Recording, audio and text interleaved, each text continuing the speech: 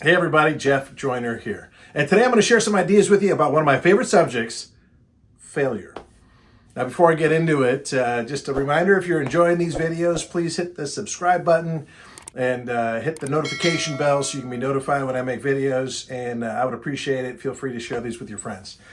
But, I'm talking about failure, and I talk about this a lot. If you've ever heard me speak live, you've probably heard me talk about the power of failure. And I play a little game with the audience. I'll ask you to play along, even though this is on video and I can't hear you. But I asked the audience to play the opposite game. Played this game with my kids when they were toddlers. It's not a hard game.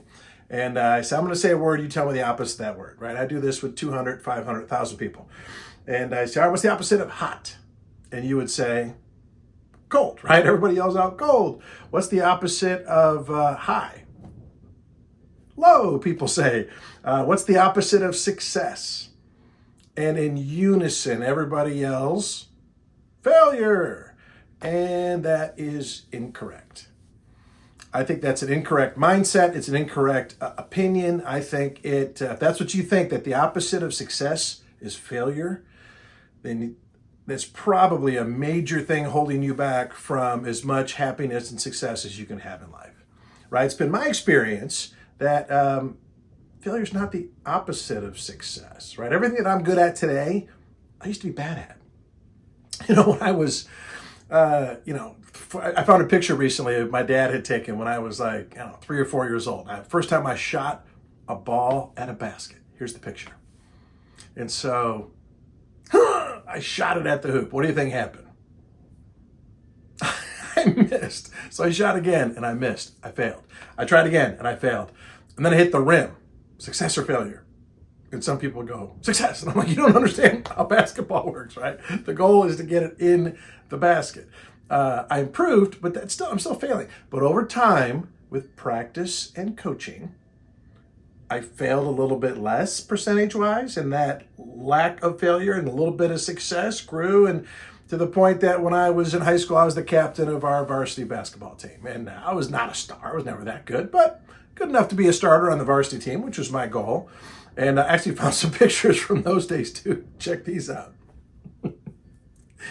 1986, back when men were men and shorts were short. And here's some pictures of me playing. I certainly wasn't good enough to play in college by any stretch of the imagination. And but I've enjoyed playing, pickup basketball really my whole life, right? But hey, when I was doing speech competition in college, one of the events that my coach insisted that I do was called impromptu speaking.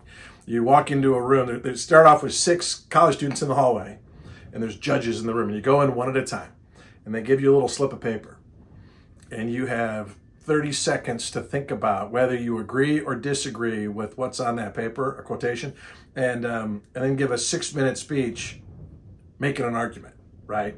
Using logic and reasoning and examples from history and literature and science. And the first time I did it, I'm looking at, I don't know what to say. And somebody with a stopwatch. 30 seconds.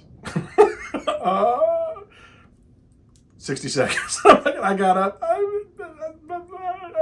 My mom always told. It was not good. It was really bad. Get the evaluations back at the end that the judges do. I had to do 3 rounds of competition. And I came in last place. Hooray.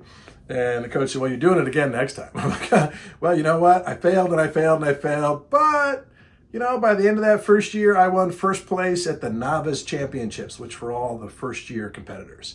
And then ended up winning the state championship, and ended up getting a scholarship to go to graduate school to help coach and teach speech. And that led to my whole career, right? And those lessons I learned about expressing your ideas on the spot helped me with my life far more than anything I ever learned in an organized classroom, that's for sure, right? And so I failed my way to success. That's how it works. So now that you've had a minute to think about it, and I asked the audience, right? Show of hands now that you think about it. You'd agree with me that success is not the opposite of failure. Failure is the precursor to success. You always fail before you succeed. Who agrees with that? Everybody raises their hand. I say, well, then why 4 minutes ago when I asked you the opposite of success, did you all say failure? I'll tell you why, because you're messed up in the head. At least on that one topic. And here's why it matters. Someone who really believes the opposite of succeeding is failing will do whatever they can to avoid failing at all costs. They never want to fail, ever, ever. And here's the problem with that. Somebody who is afraid to fail won't even try. And not trying, that will lead to problems in your life. Right? I got friends like that. One of my hobbies, I like to shoot sporting clays, right? You're shooting shotguns at clay pigeons. And I got a friend, man, you should come with us. He said, I don't think I'd be good at that. I said, well, have you ever tried it? He said, well, no. I go, well, newsflash, you're probably not going to be great your first time, but you might love it and want to, do it some more. And he goes, I don't like doing things I'm not good at. And I was like, okay, well, I'm not judging. Everybody's different, but let's dig into the psychology of that for a second. I don't like doing things I'm not good at. What's he really saying? What's the psychology behind that? And here's the answer. I don't want to look bad. I don't want to be the worst one out there. I don't want to be embarrassed. Right? And, it's okay if people feel that way when they're in 7th grade, 9th grade, don't like to be embarrassed, afraid of what people think. What are people saying about me? But if you're like 30s or 40s or 50 years old and you're still making decisions on what you do with your time and money in your life based on what other people think, and I'm afraid how I'm going to look, you got to grow up, right? I'm just telling you, if you want to succeed, you need to fail. Fail more, fail frequently, right? Failure is how you learn. Failure is how you grow. Failure is necessary. I'm not saying you try to fail. Man, I try to win every time, all the time. I'm very competitive, as my friends know. But when I fail, I'm okay with that, right? John Maxwell calls it failing forward.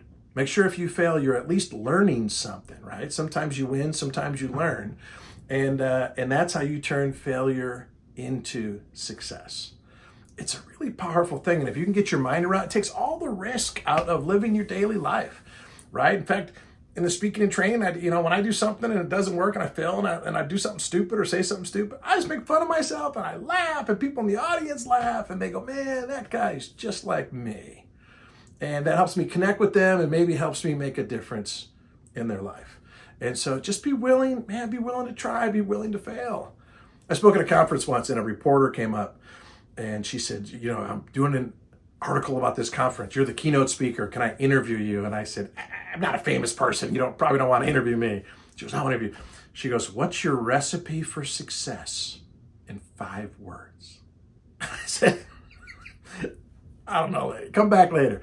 And I remembered back something that I'd learned at a business conference many years ago, and I've heard it a lot. And I said, all right, I got it. I didn't come up with this, but this is what I believe. You want to succeed at anything. You want to get really good at anything. Here's how you do it. I said, you can do it in 4 words. I'll save you 20%.